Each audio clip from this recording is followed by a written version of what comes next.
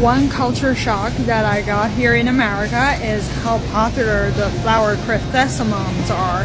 There are so many spots in the supermarket where they sell chrysanthemum. Look, all these chrysanthemums.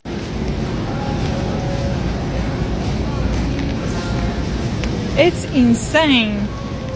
Do you remember that day when my husband got home and brought me a bouquet that has chrysanthemums in it? And I'm like, why are you getting chrysanthemums? And he was so confused. But chrysanthemum is a dead flower. Yeah. You don't take that to see your friends or even give to your girlfriend in a relationship. Scary. So my question is, in your country, what are the dead flowers that you use? Is there a designated flowers or like yours, chrysanthemum? Comment and let me know, because that will save relationships and families. See ya!